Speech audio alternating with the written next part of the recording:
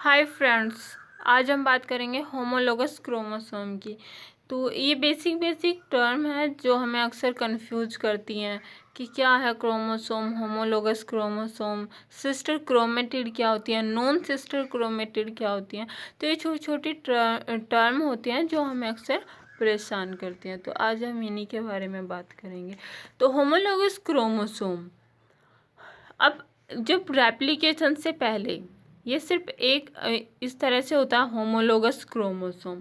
तो वैसे अगर हम कहें कि डेफिनेशन इसकी क्या है होमोलोगस क्रोमोसोम की, तो homologous chromosome are made up of the chromosome pair of approximately the same length. जो ये क्रोमोसोम पेयर होती है वो लगभग जो है उनकी सेम लेंथ होती है, सेम लेंथ के होते हैं।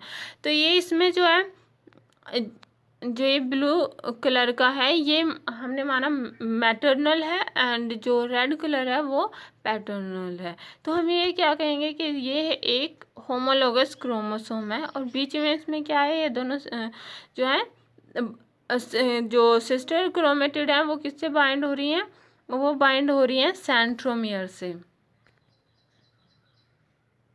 वो बाइंड हो रही है सेंट्रोमियर से। तो जब ये होगा मियोसिस होगा, एंड मियोसिस में जो मियोसिस से पहले जो एस फेज आएगी और सेल साइकिल या सेल डिवीजन हम कहें तो उसमें एस फेज जो होती है। और एस फेज में क्या होता है, एस फेज में होता है रेप्लिकेशन, एंड रेप्लिकेशन के बाद क्या होता है, एक डीएनए स्ट्रैंड से एक नया डीएनए स्ट्रैंड सिंथेसिस होता है। तो अब ये हमारे पास जो है एक डीएनए स्ट्रैंड था, तो अब इससे हमें कितने स्ट्रैंड मिल जाएंगे, अब हमें इससे ये इस तरह से 2 स्ट्रैंड मिल गए। ठीक है, तो ये क्या हो गया कि रेप्लिकेशन के बाद क्या होता है, एक डीएनए स्ट्रैंड से हमें जो है एक नया डीएनए स्ट्रैंड मिलता है। तो इसी तरह से जो ये दूसरा क्रोमोसोम था उससे हमें जो है एक नया क्रोमोसोम या नया होमोलोगस क्रोमोसोम मिल जाएगा। तो अब ये क्या हो जाएगा, ये हो जाएगा क्रोमोसोम नंबर 1, ये हो जाएगा क्रोमोसोम नंबर 2। अब इसमें जो अगर हम कहें सिस्टर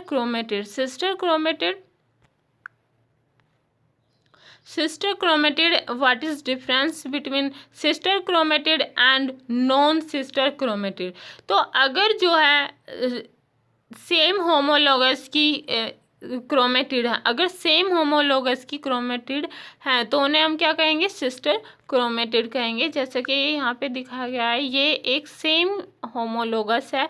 तो अगर इसकी जो है ये है एंड एक क्रोमेटिड ये, तो ये क्या हो जाएंगे, ये हो जाएंगे सिस्टर क्रोमेटिड। ये क्या हो गई, सिस्टर क्रोमेटिड। लेकिन अगर जो है अलग अलग क्रोमोसोम, क्योंकि क्रोमोसोम नंबर 1 है, ये क्या है क्रोमोसोम नंबर 1, एंड ये क्या है क्रोमोसोम नंबर 2 है।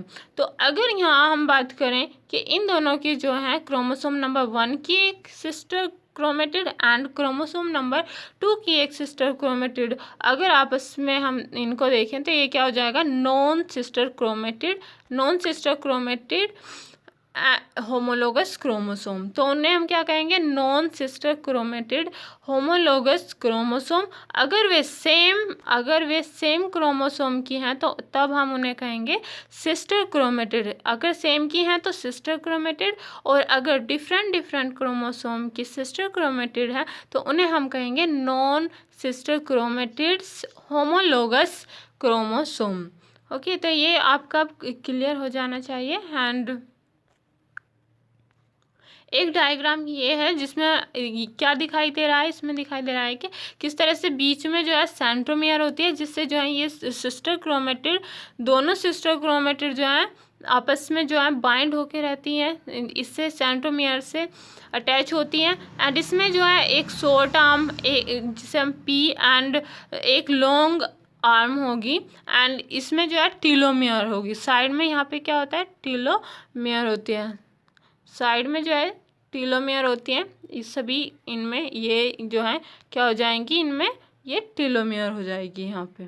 टीलोमियर का काम क्या होता है, अब अगर हम देखा जाए तो अगर हमारे हाथों में जो उंगलियां होती हैं और उंगलियों के आगे क्या होते हैं, नाखून होते हैं, तो वो नेल्स क्यों होते हैं, ताकि जो है हमारी उंगलियों को प्रोटेक्ट कर सकें। ऐसे ही इनका भी काम जो है, टीलोमियर्स का काम क्या होता है, क्रोमोसोम को प्रोटेक्ट करना। क्रोमोसोम के अंदर क्या होता है, जेनेटिक मटेरियल होता है, जिसके अंदर जो है क्या होती है, जेनेटिक इन्फॉर्मेशन होती है। तो अब अगर उसको जो है टीलोमियर ना हो, जो ये बाहर की तरफ जो है टीलोमियर्स चारों तरफ ना हो, तो क्या होगा, उसको डैमेज होने का खतरा रहेगा जेनेटिक मटेरियल का, डीएनए का। तो अगर ये टीलोमियर होती है तो उससे जो है उसको कोई प्रॉब्लम या कोई खतरा नहीं होता बाहर से। तो ये है क्रोमोसोम की जो है स्ट्रक्चर एंड उसके किस तरह से उसकी ये पाया जाता है।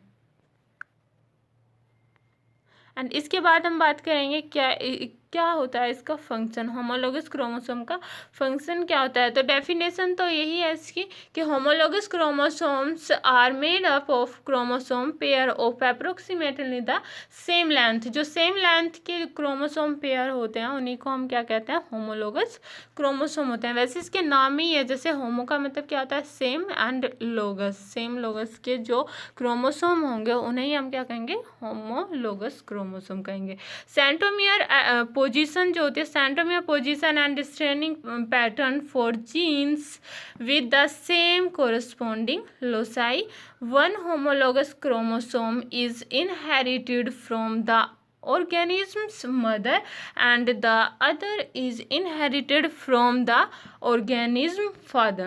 तो एक होमोलोगस क्रोमोसोम के अंदर एक क्रोमोसोम किससे आता है, मदर से आता है, एंड जो अदर क्रोमोसोम होता है वो किससे इनहेरिटेड होता है, वो होता है फादर से। तो एक क्रोमोसोम मदर से इनहेरिटेड होता है एंड एक क्रोमोसोम फादर से इनहेरिटेड होता है। तो ये क्या हो जाता है, होमोलोगस क्रोमोसोम पेयर या क्रोमोसोम पेयर, तब ये एक पेयर बनता है।